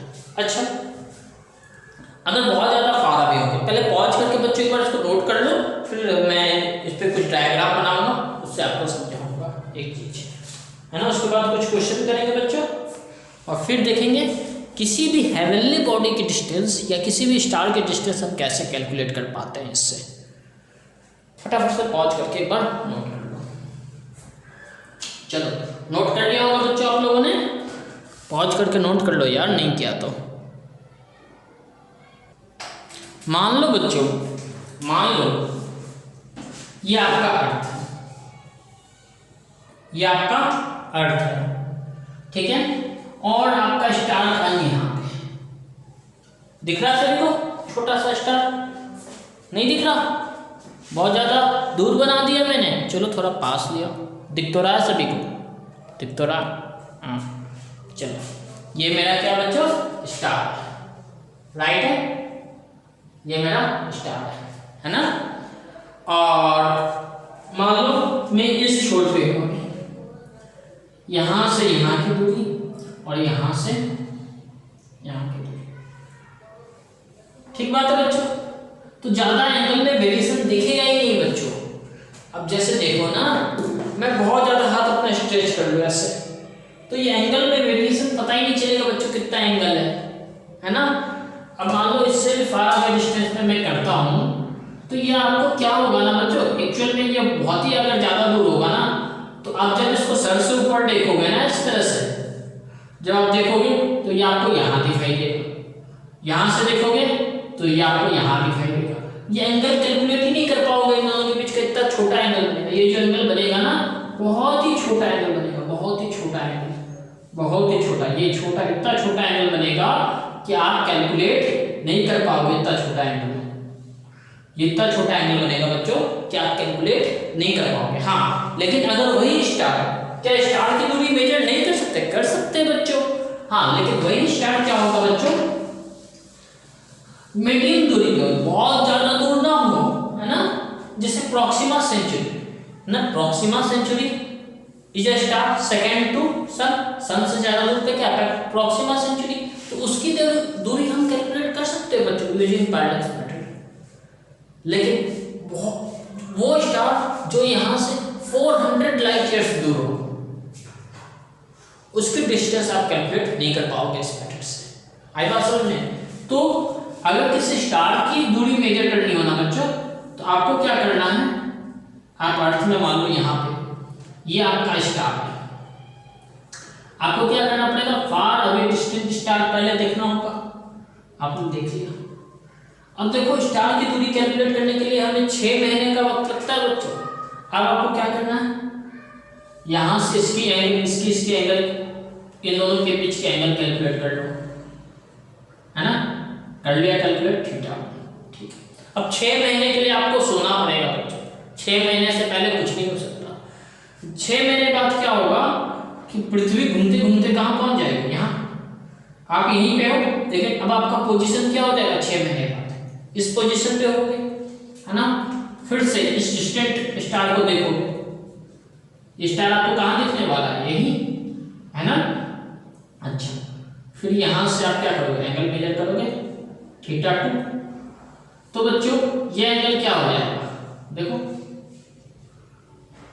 ये तो क्या हमारी diameter of earth to earth, this is R, this is R two R. अच्छा, अब देखो बच्चों, इसको मैं मान लेता हूं आर, आर, तो ये भी दूरी क्या हो जाएगी आर, पैरेलल मेथड में ये होगा। और ये मान लेता हूं मेरा क्या है थीटा 1 प्लस थीटा 2। तो यहां से बच्चों आर इक्वल टू, है ना, डिस्टेंट स्टार की दूरी हम कैसे कैलकुलेट कर सकते हैं, theta 1, sorry not theta 1, theta equal to L by R, तो ये क्या हो जाएगा 2r, 2 into radius of earth by theta 1 plus theta 2 in radian. ये हो गया बच्चों स्टार की दूरी, है ना। किसी भी स्टार की दूरी कैलकुलेट हम ऐसे कर सकते हैं। ठीक बात है बच्चों, है ना। कोई दिक्कत आई होप आप लोगों को नहीं होगा। और बच्चों ये जो 2r है ना, ये बेसिकली 2 एस्ट्रोनॉमिकल यूनिट के बराबर भी होता है। This is also equal to 2 AU, 2 astronomical unit, दोनों एक ही चीज है ना। तो ये ध्यान में रखना। अच्छा, फिर क्वेश्चन आता है कि जो फार डिस्टेंट स्टार है इसकी दूरी कैलकुलेट कैसे की फिर साइंटिस्ट ने। बच्चों ये आपके सिलेबस में नहीं है, फिर भी मैं आपको बता देता हूँ। इसकी दूरी कैलकुलेट की गई उसके कलर के चेंजेस पे, है ना। कलर जिस तरह से चेंज होते हैं तो हम उसकी फ्रीक्वेंसी, वेवलेंथ सब कैलकुलेट कर सकते हैं। तो किस तरह से कोई भी स्टार अपनी कलर को चेंज कर रहा है बच्चों, उसके हिसाब से हम दूरी प्राप्त कर सकते हैं, दूरी कैलकुलेट कर सकते हैं, डिस्टेंस कैलकुलेट कर सकते हैं। लेकिन बताऊं बच्चों, मैं आपको एक बात मैं बताऊं बच्चों, ये चीज आपके सिलेबस में नहीं है, लेकिन आप कैलकुलेट कर सकते हो उसके कलर चेंजिंग के आधार पे। ठीक है, तो इतनी बात आपको समझ में आई होगी बच्चों। फटाफट से पैरेलल मेथड पे हम एनसीईआरटी के एग्जांपल का एक क्वेश्चन करते हैं बच्चों, ताकि आपका कंसेप्ट और ज्यादा इस पे क्लियर हो जाए। Is it clear? समझ में आ रही है मेरी बात ना? समझ पा रहे हो क्या बक रहा हूं मैं? चलो तो फिर फटाफट से एक क्वेश्चन करते हैं बच्चों। चलो बच्चों देखते हैं एक क्वेश्चन, बहुत ही बेहतरीन क्वेश्चन है ना, पूरा बोर्ड भर गया इस क्वेश्चन से। चलो भाई, a man wishes to estimate a distance of a nearby tower. एक आदमी है जो नियर बाई टावर की दूरी मापना चाहता है। Estimate the distance of a nearby tower from, वो ये मापना चाहता है बच्चों कि उससे टावर कितनी दूर पर है ना।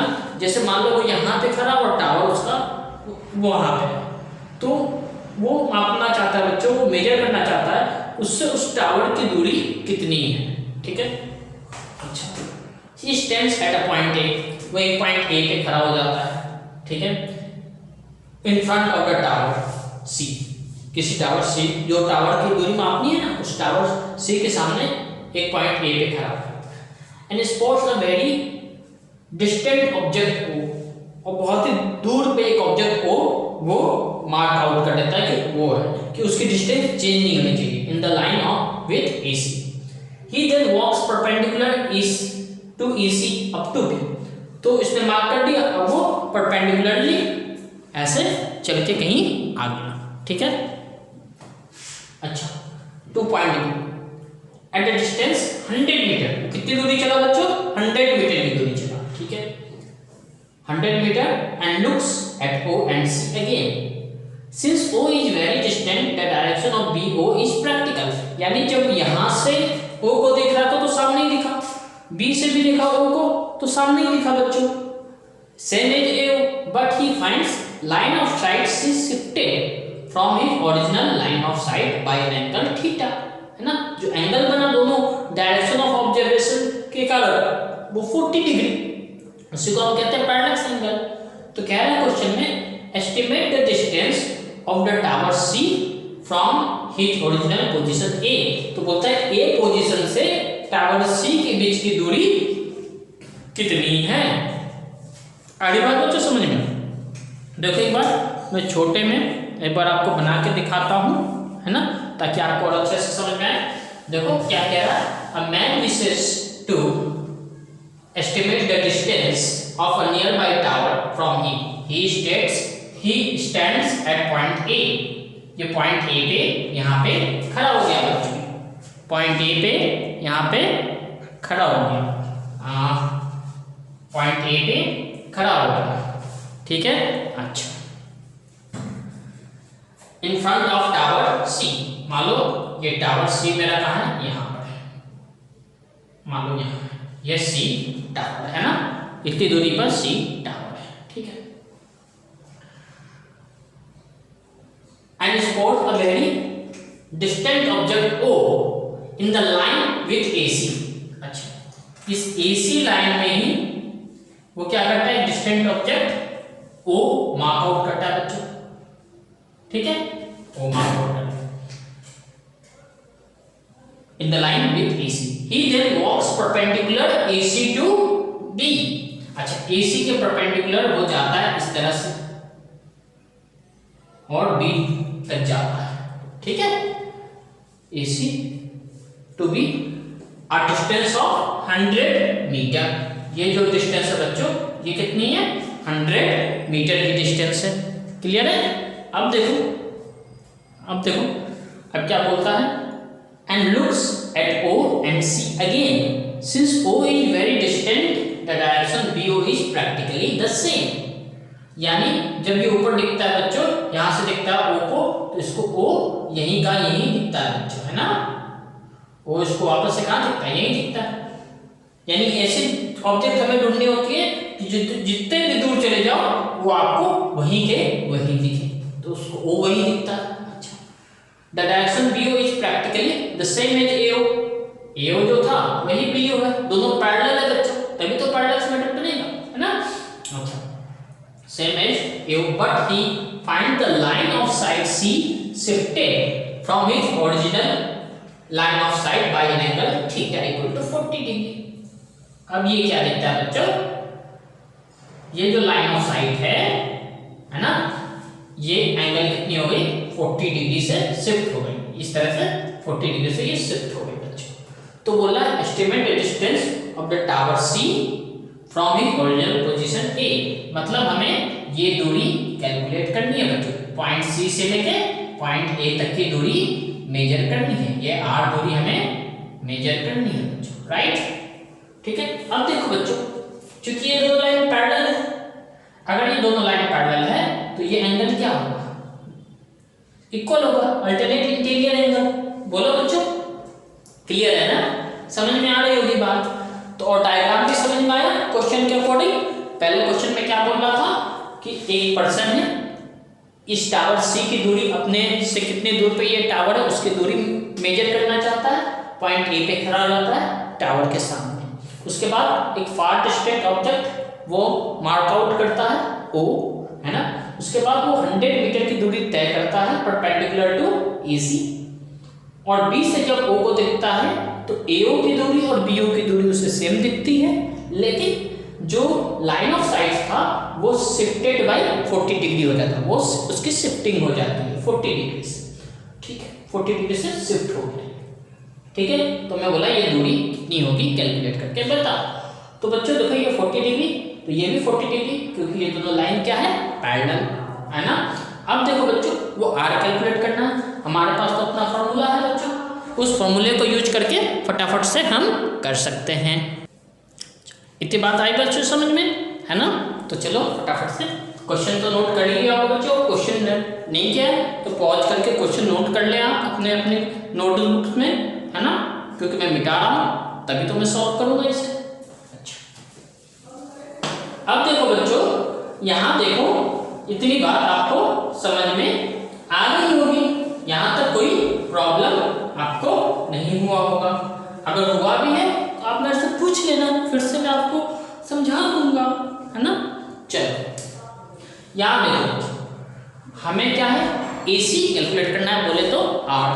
ठीक है, चलो तो फटाफट से, अगर आपको ट्रिग्नोमेट्री भी आती है तो वो भी आप लगा सकते हो। देखो आप क्या करते हैं, tan 40 डिग्री, ये दूरी एंगल तो ज़्यादा है, बहुत ही छोटा एंगल होता तो 40 डिग्री लेते है ना, एंगल तो ज़्यादा है। चलो tan 40 डिग्री, थीटा के सामने वाला परपेंडिकुलर, थीटा के सामने वाला बच्चों परपेंडिकुलर, चलो थीटा के सामने वाला परपेंडिकुलर, 90 के सामने वाला हाइपोटेनस, बच गया वो बेस। tan थीटा क्या होता है बच्चों, परपेंडिकुलर बाई हाइपोटेनस, परपेंडिकुलर क्या है 100, हाइपोटेनस तो परपेंडिकुलर बाई बेस, बेस क्या है r। तो यहां से क्या लिख सकते हैं बच्चों, 100 बाई tan 40 डिग्री। अच्छा बच्चों, एग्जाम में आपको क्या होगा, tan 40 डिग्री की वैल्यू गिवन होगी। ठीक है, तो tan 40 डिग्री की वैल्यू वैसे मैं आपको बता दूं ट्रिग्नोमेट्रिक टेबल से क्या होती है, 0.8391। डरना नहीं बच्चों, जो वैल्यू आपको याद है वही याद रखना है, ये वैल्यू आपको गिवन होगी एग्जाम में, है ना, इसलिए डरने की जरूरत नहीं है। चलो तो ये क्या हो गया बच्चों, 190 मीटर।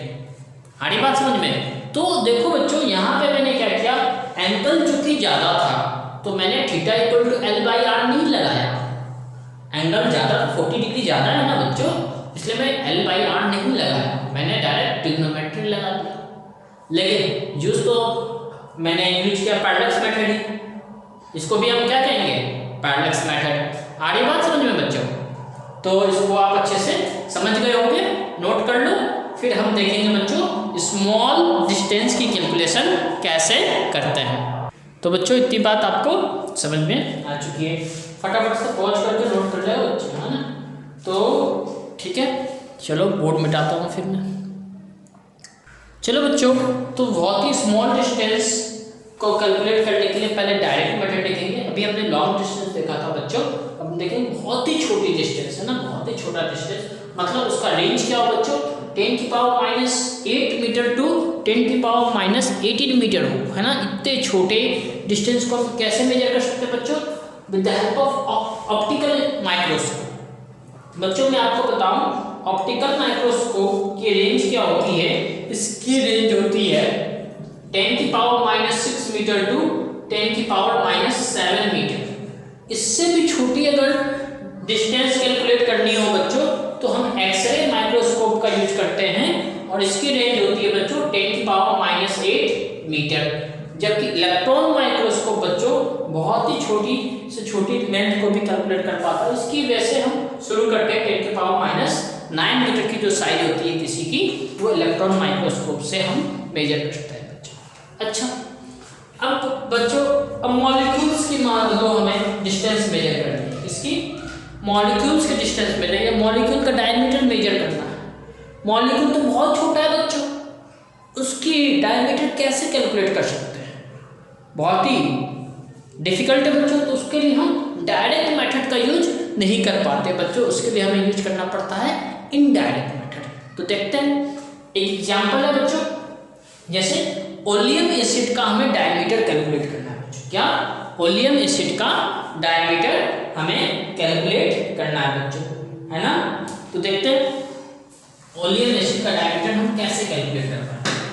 ओलियम एसिड के मॉलिक्यूल का डायमीटर, यानी हमें कैलकुलेट करना है बच्चों diameter of oleum acid molecule, diameter of oleum acid molecule. Oleum acid molecule का डायमीटर हमें कैलकुलेट करना है बच्चों। तो देखो बहुत ही सिंपल है, बहुत ही आसान तरीके से हम कर सकते हैं इनडायरेक्ट कैलकुलेशन के सहारे। मान लो मैंने एक ड्रॉप रखा, एक ड्रॉप यहाँ पे डाला। अच्छा, एक ड्रॉप की वॉल्यूम मेरे को पता होगी बच्चों, पूछो कैसे। मान लो मेरे पास एक ब्यूरेट है, आप जब लैब में जाओगे तो देखोगे ऐसा एक डिवाइस होता है ब्यूरेट, बनाता हूँ बच्चों, ऐसे ऐसे ऐसे ऐसे ऐसे ऐसे, है ना, ऐसे। यहाँ पे ऐसे होता है, यहाँ पे आपने वो ओलियम एसिड डाली, ये पूरा फुल है बच्चों, यहाँ पे स्केलिंग की हुई होती है ना। अब ड्रॉप बाय ड्रॉप आपको गिराना है। मान लो आपने 10 ड्रॉप्स गिराया, कितना ड्रॉप गिराया बच्चों? 10 ड्रॉप्स गिराया। तो 10 ड्रॉप में ये कुछ हाइट डिक्रीज होगी, पहले यहाँ से था, अब यहाँ से होगा बच्चों। तो ये आपको हाइट पता चल जाएगी बच्चों। ये जो हाइट में जो डिक्रीमेंट आया बच्चों, वही तो वॉल्यूम में डिक्रीमेंट आया, राइट। तो आपको 10 ड्रॉप का वॉल्यूम पता चल गया, तो आप एक ड्रॉप की वॉल्यूम निकाल सकते हो। मान लो 10 ड्रॉप की वॉल्यूम है, 10 ड्रॉप की वॉल्यूम है V, तो एक ड्रॉप की वॉल्यूम क्या होगी बच्चों? V/10, है ना। 10 ड्रॉप की वॉल्यूम है V, तो एक ड्रॉप की वॉल्यूम होगी V/10।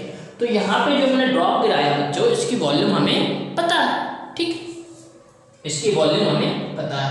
चलो, इसकी वॉल्यूम हमें पता है। अब मैं क्या करता हूँ बच्चों, इसको सेटल होने देता हूँ, इसको सेटल होने देता हूँ। इसके अंदर में बहुत सारे मॉलिक्यूल्स होंगे बच्चों, एक ड्रॉप के अंदर में, एक ड्रॉप के अंदर में बहुत सारे मॉलिक्यूल्स होंगे ओलियम एसिड के, है ना। अब मैं इसको सेटल होने देता हूँ, ठीक है, थोड़ा सा हिलाता हूँ इसको ऐसे ऐसे, तो ये सेटल होगा, फैलेगा फैलेगा, पहले कुछ ये ऐसे फैलेगा बच्चों, है ना, कुछ ऐसे फैलेगा, फिर थोड़ा सा और मैं चेक करूंगा इसको, ये पूरा का पूरा फैल जाएगा इस तरह से, और सारे के सारे मॉलिक्यूल्स क्या होंगे? एक लाइन में अलाइंड हो जाएंगे। आगे बात बच्चों समझ में, सारे के सारे एक लाइन में अलाइंड हो जाएंगे, सारे के सारे मॉलिक्यूल्स एक लाइन में अलाइंड हो जाएंगे। जैसे आप पानी का ड्रॉप गिराते हो, थोड़ा सा हिलाओगे तो थोड़ा फैलेगा, वो फैल करके ये इस तरह से एक लेयर बन जाएगी उसकी, ठीक है। अब हम क्या करेंगे बच्चों, अब क्या करेंगे, हमें क्या कैलकुलेट करना है, अब हम इसका एरिया कैलकुलेट कर लेते हैं बच्चों। क्या? एरिया, यहां से यहां तक का एरिया कैलकुलेट कर सकते हैं ना, जितने दूर में फैला, जितने दूर में वो फैला। मान लो ये मेरा इस तरह से फैला, इस तरह से फैला, मैं इसकी एरिया कैलकुलेट कर लूंगा बच्चों, है ना। अभी दिखाऊंगा प्रैक्टिकली हम कैसे करते हैं, लैब में हम कैसे करते हैं वो भी देखेंगे, पहले थ्योरेटिकल समझ लो, हम इसकी एरिया कैलकुलेट कर लेंगे बच्चों। अच्छा, आपने पढ़ा होगा वॉल्यूम इक्वल टू क्या होता है बच्चों? Area of base into height, area of base into height. अच्छा, अगर हमने एरिया कैलकुलेट कर लिया बच्चों, अब इसकी हाइट हमें कैलकुलेट करनी है। अच्छा, इस मॉलिक्यूल की या इस लेयर की जितनी हाइट होगी उतनी ही डायमीटर होगी हर एक मॉलिक्यूल की। ये देखो ना, इतनी हाइट है मान लो, तो यही मेरी डायमीटर होगी। तो इस वाले फॉर्मूले से हम हाइट का फॉर्मूला निकाल सकते हैं बच्चों। देखो, इस वाले फॉर्मूले से हम हाइट का फॉर्मूला निकाल सकते हैं। तो हाइट का फॉर्मूला क्या हो जाएगा बच्चों? यहाँ देखो, हाइट का फॉर्मूला क्या हो जाएगा? HIGHT का फॉर्मूला क्या हो जाएगा? एरिया ऑफ बेस,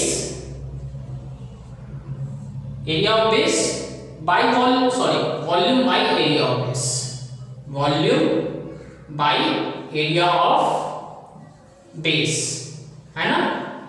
देखो क्रॉस मल्टीप्लाई कर दिया बच्चों, या इस एरिया ऑफ बेस को इधर ले लेते तो height equal to volume by area of base. अच्छा, वॉल्यूम हमने कैलकुलेट कर रखा था पहले से, इसकी वॉल्यूम पता थी ना हमें। अच्छा, और लिक्विड की वॉल्यूम तो फिक्स होती है बच्चों। ओके, एरिया भी कैलकुलेट कर रखा है। अब जब इसको सॉल्व करेंगे तो हाइट निकल जाएगा बच्चों, और यही हाइट हमारा क्या हो जाएगा? डायमीटर। आ रही है बच्चों समझ में? आ रही है। तो इस तरह से हम छोटे से छोटे मॉलिक्यूल की भी डायमीटर कैलकुलेट कर सकते हैं बच्चों। देखा फिजिक्स का मैजिक, ये मॉलिक्यूल्स का भी डायमीटर हम कैलकुलेट कर सकते हैं बहुत ही आसानी से। तो बच्चों चलो फटाफट से एक बताओ कि हम लैब में कैसे करते हैं। जानना चाहते हो? चलो देखते हैं हम लैब में इसको कैसे कर सकते हैं। पॉज करके एक बार नोट कर लो, फिर हम देखते हैं लैब में हम कैसे करेंगे। चलो बच्चों देखते हैं ऑयलिक एसिड का हमें क्या करना है बच्चों? डायमीटर कैलकुलेट करना है। लैब में हम कैसे करते हैं ना, थोड़ा प्रैक्टिकल भी समझा देता हूँ बच्चों। पहले आपको क्या करना है, 1 सेंटीमीटर क्यूब, सेंटीमीटर क्यूब किसकी यूनिट है बच्चों? वॉल्यूम की, राइट।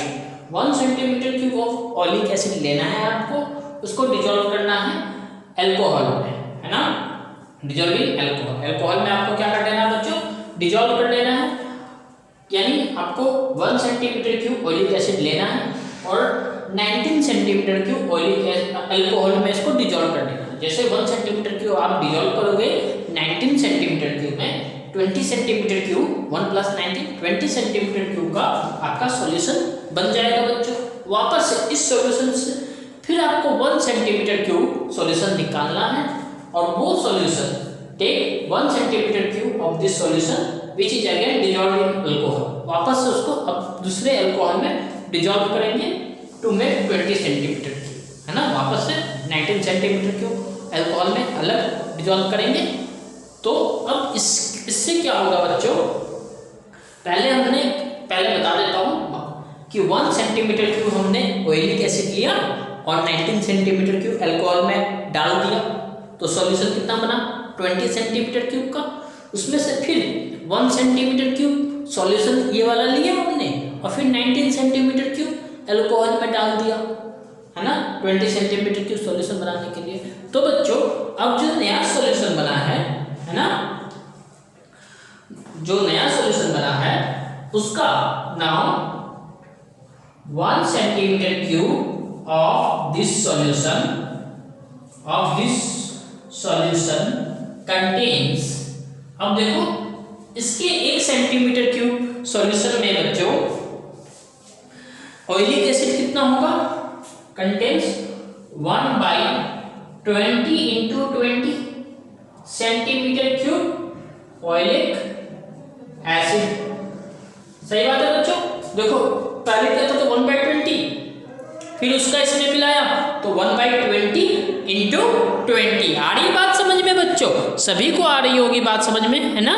फटाफट से पॉज करके एक बार नोट करो तो क्लियर है बच्चों, है ना। इतने स्टेप 1 स्टेप 2 क्लियर है। अब क्या करेंगे, ये जो सॉल्यूशन है ना बच्चों, उसको किस में लेंगे? ब्यूरेट में। अब हमें क्या कैलकुलेट करना है? Volume, right.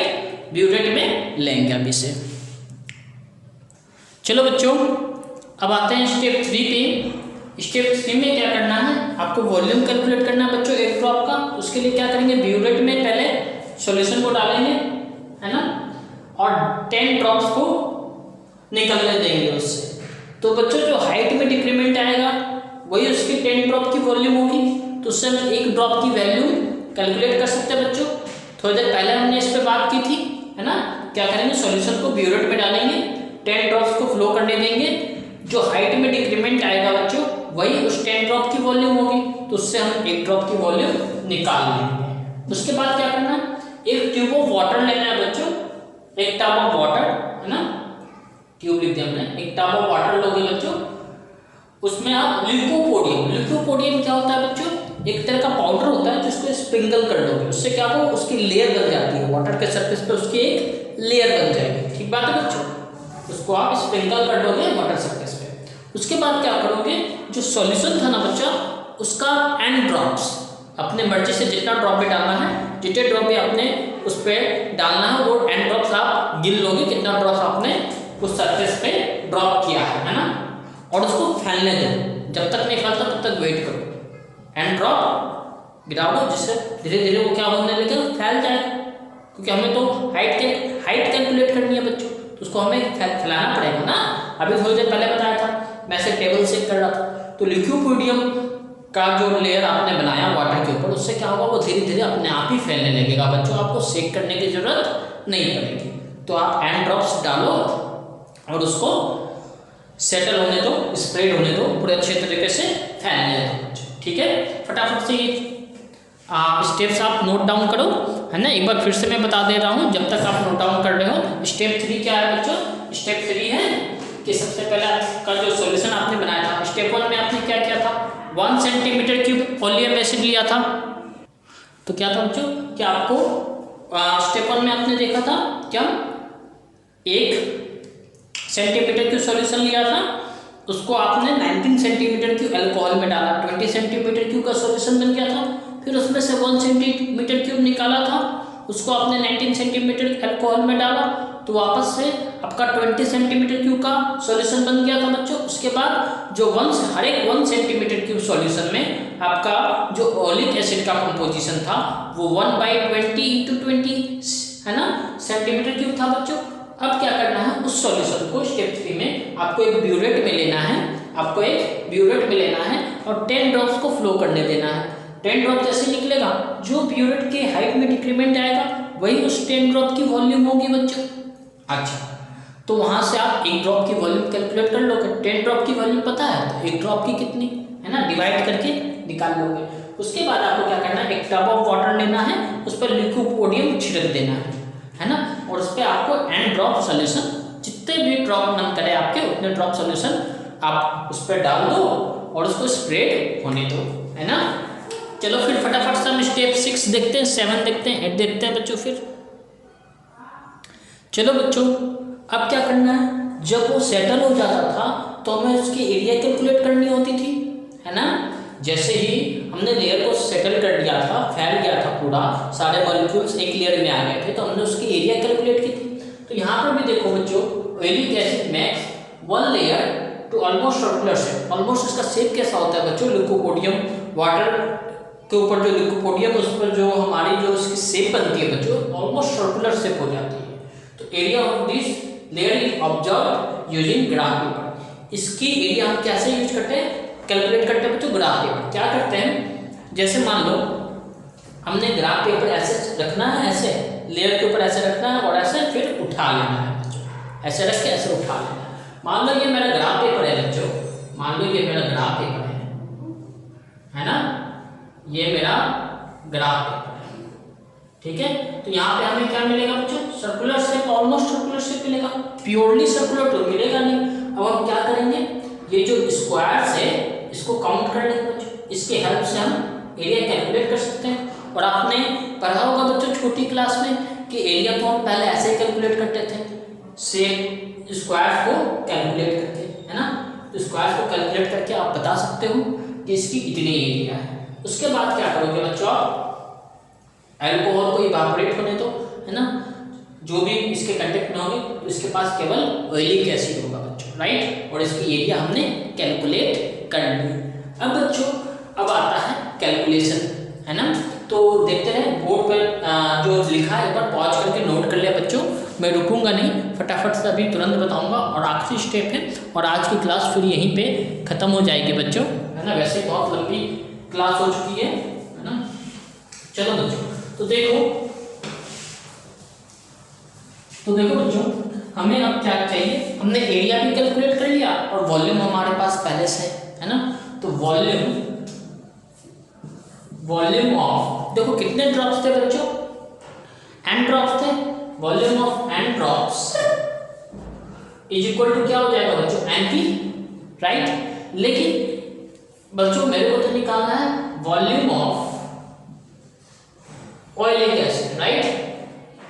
बच्चों इसमें तो अल्कोहल भी था ना, इसमें अल्कोहल भी था, लेकिन 1 सेंटीमीटर क्यूब में कितना ऑयलिक एसिड था, तो NV/20 × 20 या फिर NV × 1/20 × 20 सेंटीमीटर क्यूब, क्योंकि 1 सेंटीमीटर क्यूब में इतना ही ऑयलिक एसिड है, तो इतने वॉल्यूम में इतना ऑयलिक एसिड होगा। मल्टीप्लाई कर दिया बच्चों, 1 रुपये में 5 आम, तो 8 रुपया में 8 5 का 40 आम, है ना। उसी तरह 1 सेंटीमीटर क्यूब में इतना वॉल्यूम, तो NV वॉल्यूम में ऑयलिक एसिड का इतना वॉल्यूम, राइट है बच्चों।